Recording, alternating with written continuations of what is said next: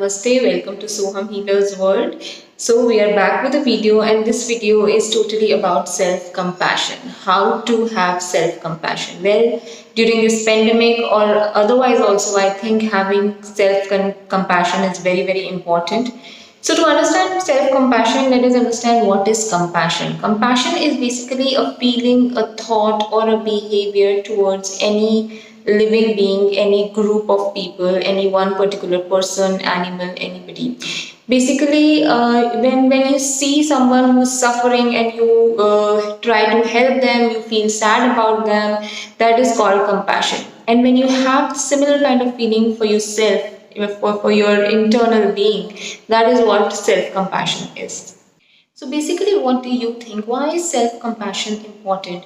So if we talk about ourselves, I think for human beings, it is something which is not new. Like a mother that care for the child, and we as human beings, we like to care for other people. Whenever other person or people close to us, they are sad or depressed or upset, we try to talk to them. So it doesn't only help them, but it helps us as well. So it is important not only to nurture other people, it is very important to nurture your own self.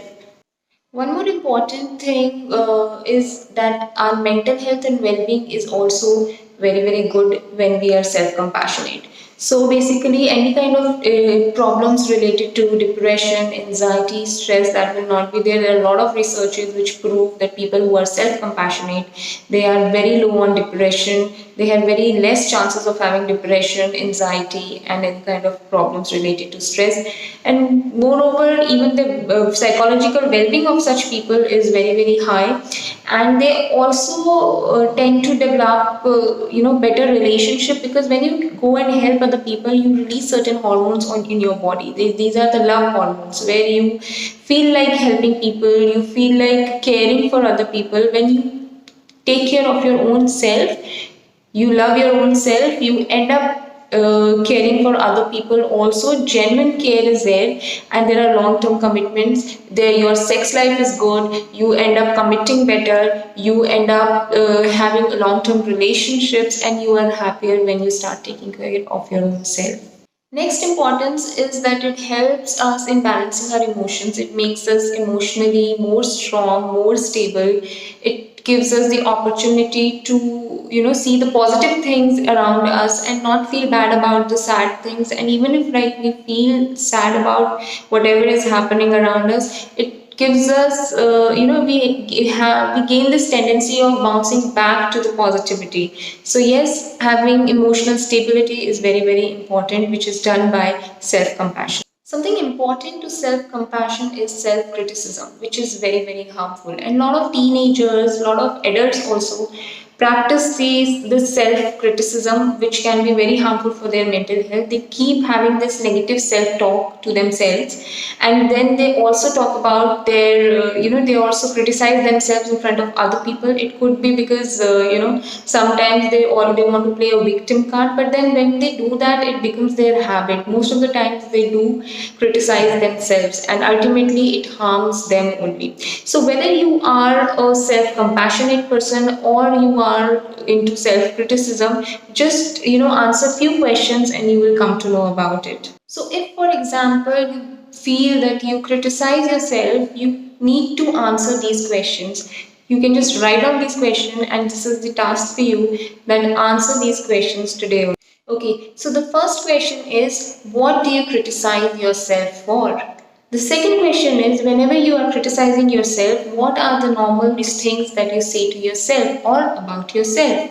And the third thing is, how do you criticize yourself? Like, what is your pitch? What is your tone? How adamant you are? Are you talking to other people usually, or you just talk to yourself about it? The next question is, what do you think can be the negative consequences of criticizing yourself? And whenever you criticize yourself, after that, how do you feel? So answer these questions and see it yourself how your answers are. If they are totally negative, and when after reading your answers, if you don't feel good about yourself, then it is time for you to change. So now the next and the very important question comes is, do you believe that you are self-critical or self-compassion? And if you believe that you are self-compassionate, do you need to enhance that? All right, we have a small little test for you. This test basically shows whether you are self-compassionate or not. You just need to read the statements down here and you need to tick on the correct statement, or you believe that that statement is true for yourself. So accordingly, you will be able to see that how much compassionate you are and whether you need to be more compassionate or not. Basically, self-compassionate.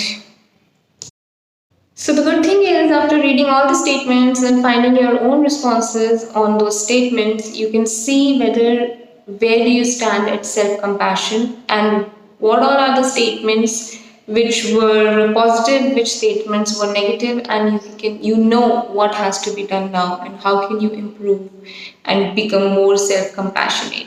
So good luck on that, and I hope you start working on it, because if you are happy, you can keep the people happy around you, and the ultimate thing which is required is you being self-compassionate. So still, if you have any doubt, any queries, any questions, please write in the comment box.